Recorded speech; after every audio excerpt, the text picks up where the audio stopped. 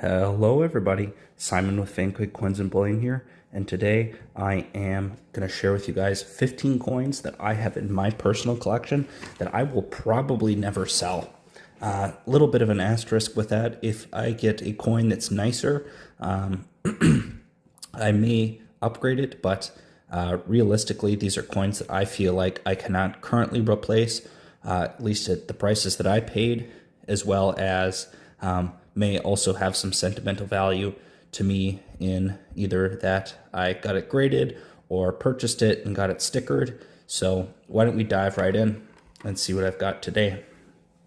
So the first coin here is a nice 1913 Type 1 MS64, CAC approved, and this is just a really attractive coin. It's got some really nice gentle toning, and I purchased this coin from Akusha Collectibles maybe 6 or 8 months ago, and it is a type that I just did not have already in my collection, and I just wanted to be able to have one for my collection, and the price was right, so I snagged that from those guys. The next one here is a coin that I purchased from Numismatic Stacker, and I submitted it to get stickered. So it is just this super gorgeous, super original half dime, and I'm working on loosely working on a set of seeded type where I'm looking for mint state. My half dime, dime, and quarter are all mint state. This is probably the least nice one in 64, although my quarter is 63, I think. We'll see those. But realistically, this is probably not something that I'm going to sell anytime soon.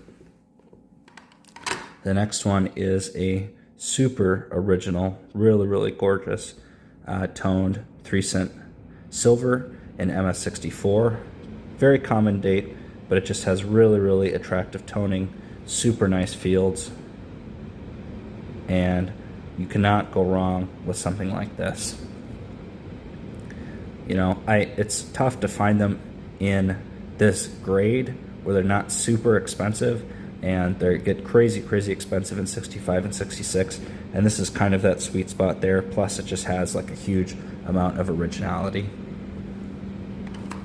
The next one is a recent acquisition, is this double die reverse, and again I found this cherry picking and I got it certified, and just share with you there. It's not an expensive coin, but since I found it going through a collection just in the bulk, I definitely wanted to get it graded and retain it there.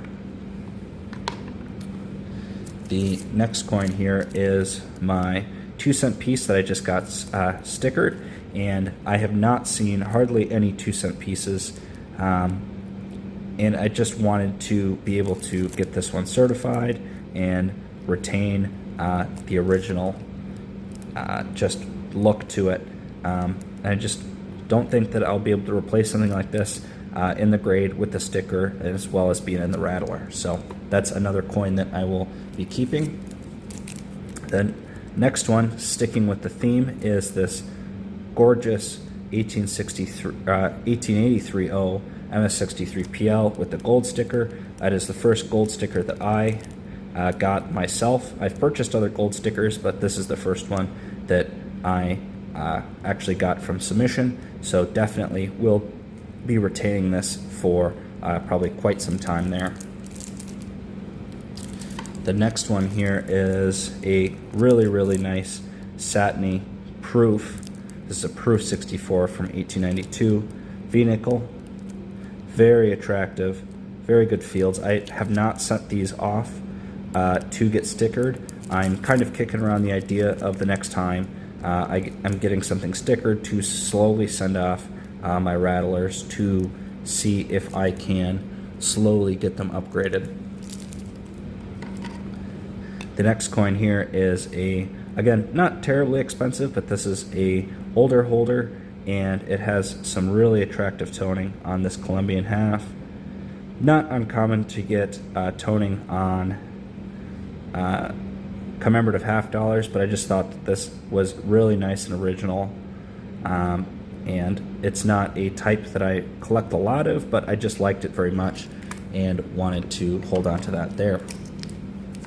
Moving on, this is another probably CAC candidate, I think, going forward. This is a 1801 MS64 Brown. Not a super expensive coin, but just I want to take it out of the plastic here so we get a better look at it. The fields on this are just like superb. Try to get the camera to focus. There we go. I think that this is like 65, 66 surfaces. Really super original. And again, I purchased this probably over a year, maybe 2 years ago, and the surfaces are just awesome. And another thing is that there's like hardly a scratch on this case. That's why I want to keep it nice in the plastic. Super original coin. Definitely will be retaining that long term. Another coin here is my 09S VDB. I will tell the story again. I purchased this coin in a believe it was a PCI XF45 holder, and I had it crossed to PCGS to the AU58, and then I got it submitted with the CAC sticker there. And you know, I probably paid about $1,000 or $1,100 for this coin in the XF45 holder, plus grading fees and stickering fees. And you know, I'm way ahead on this coin, but I just like the provenance of being able to upgrade it from something. So I definitely, plus I need it for to finish my collection, or it is part of my collection for that wheat cent set. So I don't think I will be getting anything else in the short term for that. Just move some coins, make some room for the last 5. And you guys are definitely getting a good idea of the types of things that I like to keep in my collection. The next thing here is pull it out of the plastic, is a MS65 1882S, super flashy Morgan. It's got some interesting coloration there on the front, but the seller is the full rainbow toning on the reverse. Really attractive coin, full color there. So just nice to have some toned Morgans in the collection and in the Rattler to boot, so there's nothing to complain about that there. Moving on, this is probably one of the nicest Morgans that I have. And you know, when I talk to people about buying coins, if people don't like Morgans, I would say, you know, buy one really nice example. This has all the bells and whistles. This is an 84 Carson City MS64 Plus dimple with the sticker. And if this is any longer, they would definitely run out of room on the label there. But this is just a stunner of a coin. And for anyone looking to have just one really nice Morgan dollar, this would definitely fit the bill for someone like that. The next one here is my dime, pardon me. This is MS65 1884, common date, relatively common grade, and I got this one stickered.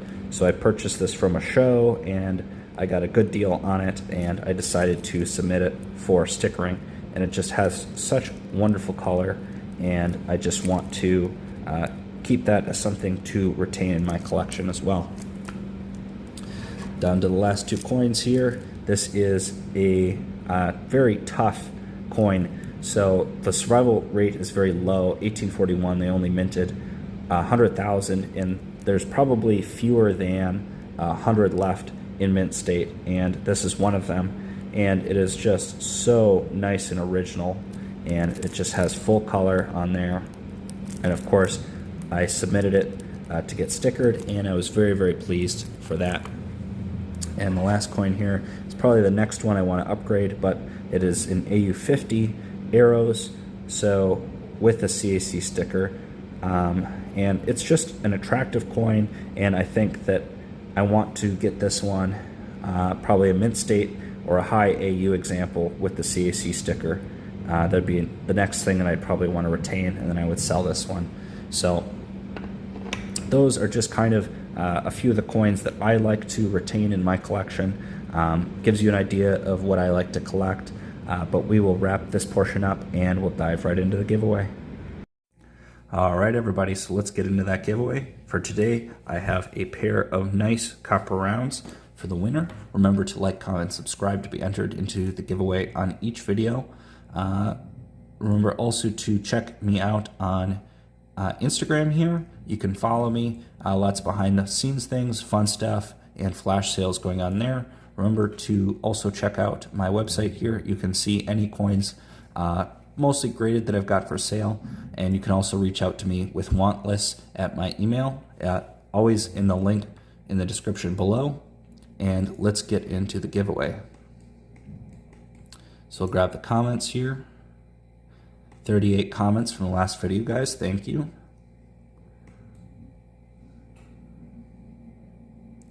All right, alias 95, you are the winner.